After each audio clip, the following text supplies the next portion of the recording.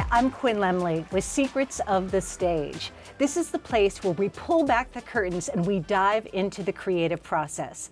And today we're going to dive into being a novelist, a writer, and a lyricist. I have Robin A. Lieberman with me. Welcome. Thank you so much, Quinn, and I so appreciate the invitation to be a guest on your show and the opportunity to share my story and journey. Well, I am so excited, and you're produced by the Three Tomatoes. By Cheryl Benton, yes. And so we've met in passing, but this is so wonderful that we can sit down and have a conversation. Your work is wonderful. I agree. Thank you so much. Yes. Thank you. So you have two books out and one in the oven.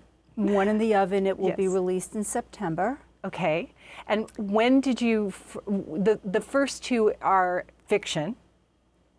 Yes, the first two, my genre is twisted romantic suspense. And your audience is for women in their middle life.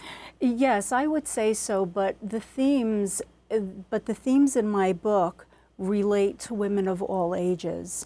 So, for example, my first book, Searching for September, is about a middle-aged, divorced woman who has a lot of difficulty finding the right person in a sea of men.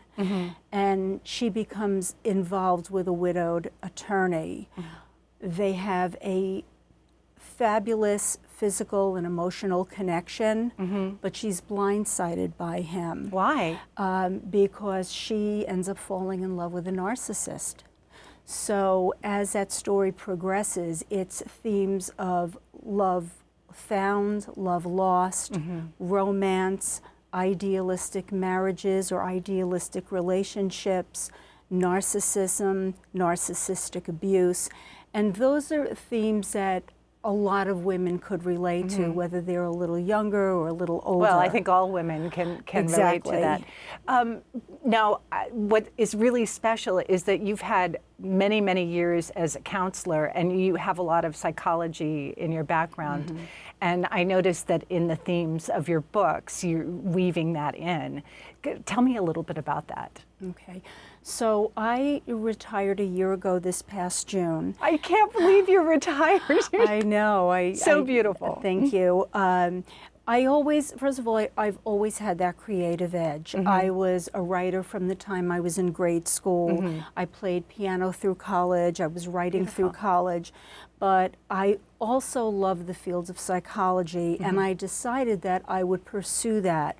So once I finished my undergraduate degree in journalism, I went on. Where did you go to? I went to Brooklyn College and you're from Brooklyn originally. I'm from Brooklyn. And then I went to LIU Post, and that's where I graduated with a journalism degree. But I went on to graduate school at Hofstra to earn a degree in school counseling, and then right after that, educational administration. So I am a seasoned counselor. I've worked a little bit with high school kids, but mostly middle school children 11 through 14. Oh my goodness, you have tweens. I've done it, I've seen it all, 40 years of, I really could write a book about that, but I always had it in me to write that novel. And what's so great about it is the last 3 years of my school tenure, I started writing Searching for September, and I came upon Cheryl Benton, who is the most amazing person. She is. And she said to me, just send me 3 chapters and I'll take a look at it. Now, I heard you sent the whole thing, and she devoured it in one sitting. She did. I said, I don't know which 3 to send. I don't know. I love all the chapters. That's wonderful. Then, I don't know, gave it to her on a Thursday. She called me on a Saturday.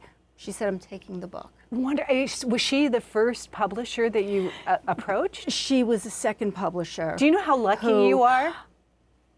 Yeah. It's like God is shining on you. I know. And to have Cheryl. Cheryl is really amazing. And I went, so I really had a lot of feedback from that first book. And my audience, they wanted more from the antagonist. They wanted to know more about Teddy, who was also a the main character. The man. He's the widower. He's a widower. And people just wanted more. They wanted to know his background, his history. Were your audiences women primarily? I had some men. I had men who read that as well. People were really fascinated with the storyline. And I can't speak too much about it because those who will read it, I wouldn't want to ruin it for them. But I had a very creative way to write the sequel to this and come up with this man's history. So you have Searching for September and you have Following the Fall. They're both with the main character September or Seppi. Seppi. Seppi and right. and this male character.